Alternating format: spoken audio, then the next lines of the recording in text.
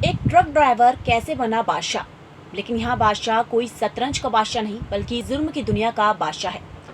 जी हाँ, हम बात कर रहे हैं मेरठ के टीपी नगर थाना क्षेत्र के पंजाबीपुरा का रहने वाला बदन सिंह बद्दो। लगभग 26 साल पहले एक मामूली सा ट्रक ड्राइवर था, लेकिन बाद में मारपीट और जानलेवा हमले की छोटी मोटी घटनाओं में उसका नाम मुख्य आरोपियों में आने लगा और धीरे धीरे ऐसे कई बड़ी घटनाओं को अंजाम देकर ये जुर्म की दुनिया का बादशाह बन गया।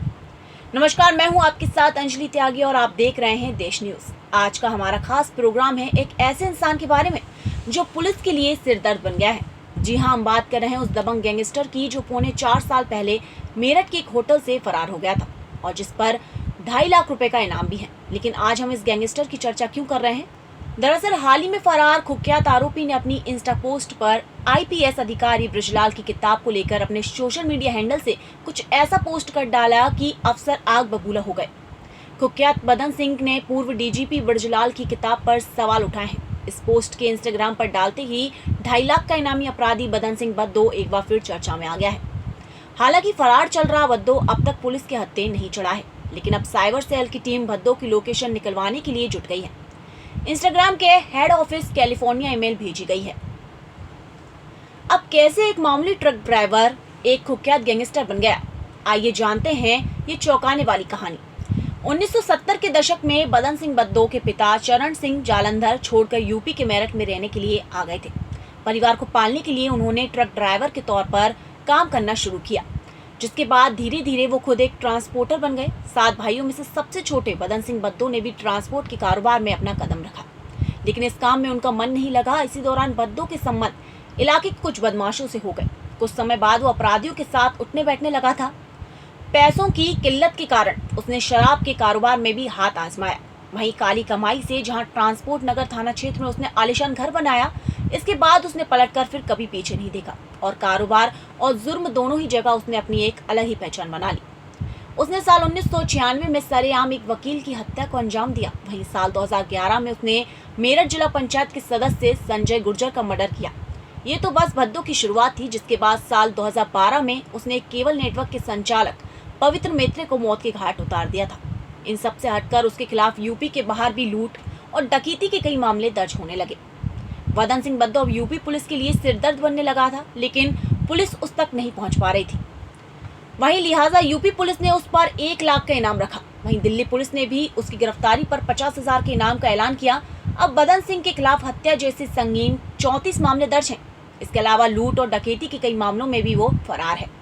जब साल 1996 में बदन सिंह ने एक वकील का मर्डर किया था तो मामला खूब गर्मा गया था। हालांकि इस मामले में उसे अदालत ने आजीवन कैद की सजा सुनाई थी। वहीं बदन सिंह ने पुलिस के हत्थे चढ़ गया, जिसे पुलिस ने पकड़कर उसे जेल में डाल दिया।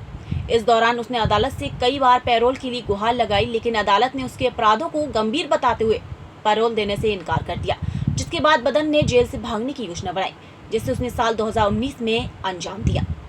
दरअसल वो फतेहगढ़ केंद्रीय कारागार में सजा काट रहा था। उसे एक मामले में गाजियाबाद की अदालत में पेश किया जाना था। पुलिस अभिरक्षा में उसे गाजियाबाद लाई गई। वहीं 28 मार्च 2019 को पेशी के बाद उसने अपनी अभिरक्षा में आए पुलिस वालों को मेरठ होकर जाने के लिए राजी कर लिया, जिस पर पुलिस टीम उसे लेकर मेरठ के मुकुट महल होटल पहुंची। इस होटल में बदन सिंह का भी शेयर था। वहां सभी पुलिस वालों की खूब खातिरदारी की गई। उन्हें खाने के साथ साथ शराब भी परोसी गई। वहीं टीम में सम्मिलित आधा दर्जन पुलिसकर्मियों ने इतनी शराब पी ली कि वो नशे में धुत हो गए। इसी दौरान वहां पहले से लाकर रखी गई एक काली लग्जरी कार में बदन सिंह भाग निकला।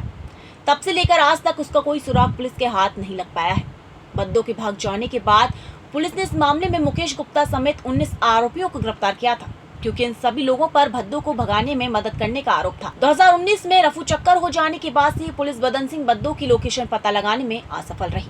28 अप्रैल 2022 को योगी सरकार ने गैंगस्टर बदन सिंह बद्दो के गुर्गे अजय सहगल के संपत्ति पर बुलडोजर चलवाकर उसकी संपत्ति ध्वस्त कर दी थी। अजय सहगल को बद्दो का राइट हैंड माना जाता था। उस वक्त उसकी 7 अवैध दुकानों को तोड़ा गया था। इससे पहले मेरठ पुलिस ने 15 मार्च 2022 को अवैध तरीके से जमीन कब्जा कर बनाई गई उसकी मार्केट और फैक्ट्री को तोड़कर जमीन कब्जा मुक्त कराई थी।